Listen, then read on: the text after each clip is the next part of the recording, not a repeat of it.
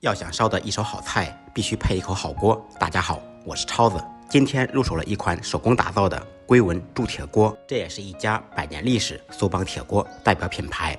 龟纹纹理看起来就有高级感，还配有铁锅专用的杉木盖子。这一款铸铁锅可以称之为万能锅，肚大锅深，炖煮香。大容量加深锅体，能有效防止油渍从锅体内溅出。一锅多用，煎、炒、烙都可以尽情发挥厨艺。新买的铸铁锅切记不要直接使用。今天教大家新铁锅的保养以及使用方法。新锅出厂一般都是开好锅，刷上一层油。买回家以后，先加入清水，放入一点洗洁精。刷铁锅最好不要用钢丝球，用软一点的刷碗布或者海绵布把铁锅清洗干净，然后再用流动的清水清洗几遍。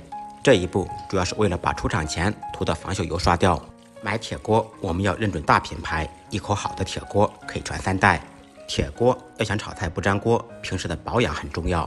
所以说这个视频您一定要记好收藏起来，都是满满的干货。清洗干净的铁锅，用厨房用纸擦干水分，大家可以看一下，非常干净，一点都不脏。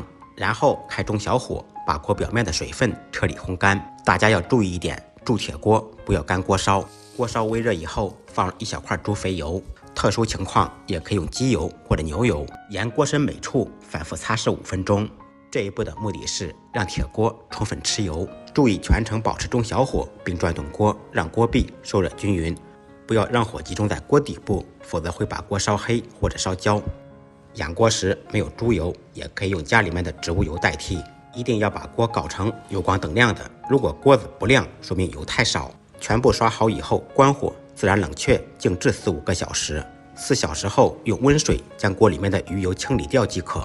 在使用时，先将锅体烧热，微微冒烟以后，再倒入食用油炒菜，这样炒菜不容易粘锅，油烟也少。在使用后，及时清洗干净，擦干或者烘干。平时炒完菜用温水清洗干净，擦点食用油，养护会更好。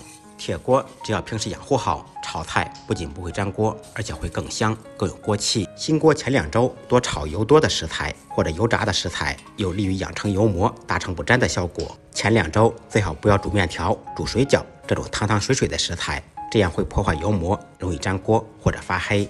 新锅前1个月如果没有糊锅，尽量不要用洗洁精，用温水加海绵布清洗，洗好以后烘干即可。后续养护使用最好是1周，按照我的方法养1次锅。